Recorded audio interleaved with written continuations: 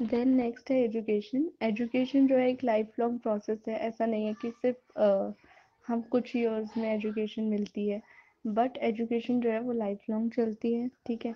जो स्कूल से हमें मिलती है वो होती है स्कूलिंग, ठीक है। और एजुकेशन जो है वो दो तरीके की होती है, एक फॉर्मल हो सकती है, एक इनफॉर्मल हो सकती है। तो स्कूल एजुकेशन जो है वो फॉर्मल एजुकेशन का पार्ट है, और जो फैमिली से या नेबरहुड से या पीयर्स से हमें जो भी एजुकेशन मिलती है वो हमें इनफॉर्मल एजुकेशन के अंडर आती है। स्कूल जो है एक स्टेप है towards higher education, and finally employment हमको देता है स्कूल, ठीक है। अगर हमें एम्प्लॉयमेंट के लिए कुछ चीज़ चाहिए तो हम क्या करेंगे, स्कूल की तरफ जाएंगे, ठीक है। बाकी क्या होता है कि कोई फैमिली है, ठीक है, तो वो अपने जो भी चीज़ें हैं वो बच्चे को सिखाएंगी, तो बच्चा एजुकेट तो वहाँ पे भी हो रहा है, ठीक है। छोटी छोटी चीज़ें वो कहाँ से सीख रहा है, अपनी फैमिली से सीख रहा है। तो फैमिली में एजुकेशन जो है वो बहुत पहले से स्टार्ट हो जाता है, तो इनफॉर्मली होता है, ठीक है। तो ये इनफॉर्मल वे है एजुकेशन का, ठीक है।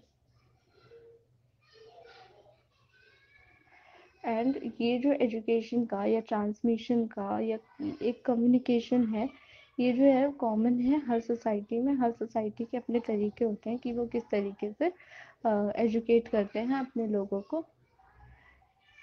एंड ट्रेडिशनल सोसाइटीज़ में एंड मॉडर्न सोसाइटीज़ में काफ़ी डिफरेंस रहा है एजुकेशन में। ट्रेडिशनल सोसाइटी में समझा जाता था कि किसी भी फॉर्मल स्कूलिंग की ज़रूरत नहीं है, बच्चे क्या है अपने घर पे ही रह के सब कुछ सीख सकते हैं, फैमिली से सारी चीज़ें सीख सकते हैं। उनकी फैमिली जो चीज़ें करती है, जिस जो स्किल उनकी फैमिली के पास है, वो उसी स्किल से चीज़ें सीख कर और उसमें आगे बढ़ सकते हैं, ठीक है। तो वो फॉर्मल स्कूलिंग की उनको ज़रूरत नहीं लगती थी, ठीक है। लेकिन कॉम्प्लेक्स सोसाइटी में क्या हुआ, एक काफ़ी इकोनॉमिक डिवीजन ऑफ लेबर जो है वो काफ़ी ज़्यादा था। सेपरेशन था वर्क का होम से, ठीक है, क्योंकि लोगों को बाहर जाके काम करना पड़ता था, ठीक है। देन स्पेशलाइज्ड लर्निंग थी। मॉडर्न सोसाइटीज़ में क्या है, हर स्किल के लिए आपको स्पेशलाइज्ड ट्रेनिंग मिल जाती है, ठीक है। तो इस तरीके की चीज़ें मॉडर्न सोसाइटीज़ में। एंड साथ में स्टेट सिस्टम है, नेशन है, जो सब साथ में काम कर रहा है, डिफरेंट आइडियाज़ हैं जो फंक्शन कर रहे हैं। तो मॉडर्न सोसाइटीज़ जो है काफ़ी डिफरेंट है ट्रेडिशनल सोसाइटीज़ से इन टर्म्स ऑफ एजुकेशन, ठीक है। देन मॉडर्न कॉम्प्लेक्स सोसाइटीज़ में एक चीज़ ये है कि मॉडर्न सोसाइटीज़ जो है वो सोशल कॉन्टेक्स्ट में ही नहीं रह जाती हैं, जबकि ट्रेडिशनल सोसाइटीज़ क्या थी, सिर्फ सोशल कॉन्टेक्स्ट तक ही रह जाती थी, ठीक है। लाइक सोसाइटी से आप सीख लो कि आपको क्या क्या रोल्स प्ले करने हैं या क्या। लेकिन मॉडर्न सोसाइटीज़ में क्या है, यूनिवर्सलिस्टिक वैल्यूज़ के ऊपर ज़्यादा फोकस है कि आप सेम दिखें, एक जैसे हो, यूनिफॉर्मिटी हो, एक स्टैंडर्ड हो, एक स्टैंडर्डाइज्ड एस्पिरेशन हो आपकी, सेम वैल्यूज़ आपको दी जाएं, ठीक है। तो यहाँ पे मॉडर्न सोसाइटीज़ में इसका बहुत इम्पोर्टेंस है। यूनिफॉर्म इसका एक एग्जांपल ये है कि यूनिफॉर्म ड्रेस जो होती है स्कूल चिल्ड्रन के लिए, कि सबके लिए सेम है, इससे कोई फर्क नहीं पड़ता कि वो बच्चा, उस बच्चे का बैकग्राउंड क्या है। तो जो यूनिफॉर्म है वो सबके लिए सेम है। ये इसका एक एग्जांपल है स्टैंडर्डाइजेशन के लिए, ठीक है। देन है फंक्शनलिस्ट व्यू एमिल डर्कीम का। एमिल डर्कीम फंक्शनलिस्ट थियरिस्ट हैं। वो कहते हैं कि सोसाइटी जो है ना, वो एक कॉमन बेस पे काम करती है, कि एक ना कॉमन बेस है और उन सबकी एक सोसाइटल नीड्स हैं, ठीक है। उसके लिए एजुकेशन को काम करना चाहिए, सोसाइटल नीड्स के लिए, लोगों के लिए काम करना चाहिए।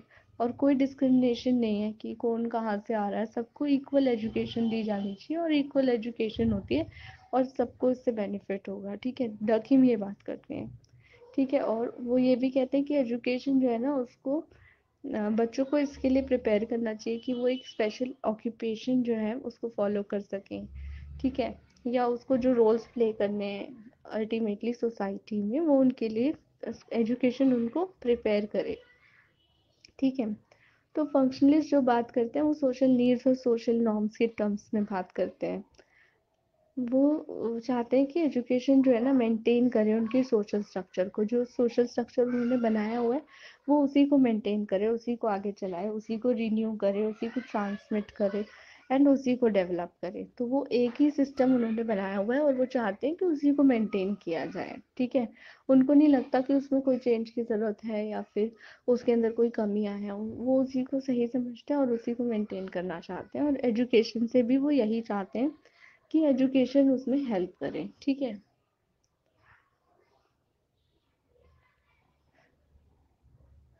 कि कैसे इंडिविजुअल अपने फ्यूचर रोल के लिए रेडी होगा सोसाइटी में, तो ये सब काम कौन करेगा, एजुकेशन करेगी। फंक्शनलिस्ट ऐसा सोचते हैं।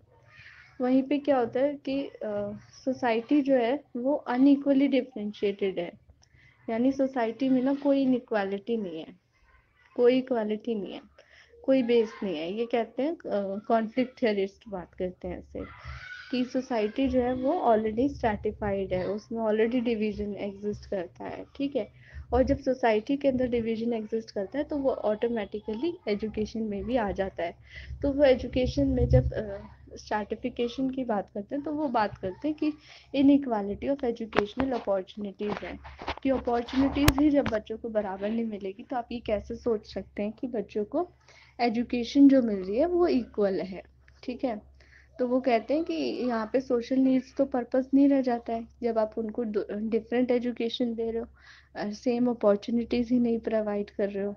ठीक है, तो वो बोलते हैं कि इसका एक एग्जांपल उन्होंने दिया है कि अ, अगर सोशो इकोनॉमिक बैकग्राउंड बच्चों का डिफरेंट है तो उनको एजुकेशन भी जो है वो डिफरेंट मिलेगी, क्योंकि वो डिफरेंट स्कूल्स में जाएंगे। और इसके अलावा ये भी है कि एजुकेशन जो है ना बहुत लोगों को तो इसका एक्सेस भी नहीं है। बहुत सारी फैमिलीज तो ऐसी है जिनको जिनके पास एजुकेशन के बारे में सोचने तक का भी वो नहीं है, कि वो सोच भी नहीं सकते हैं कि वो एजुकेशन दे पाएंगे अपने बच्चों को। तो उन लोगों के पास तो एक्सेस भी नहीं है एजुकेशन का। तो इन लोगों में और जिनको एजुकेशन अच्छी अपॉर्चुनिटी सब कुछ मिल रहा है उन लोगों में बहुत डिफरेंस होगा एंड ये डिवाइड बहुत ज़्यादा होगा। तो एजुकेशन इस फील्ड में भी काम करती है, सोशियोलॉजी इसको अंडरस्टैंड करने की कोशिश करती है।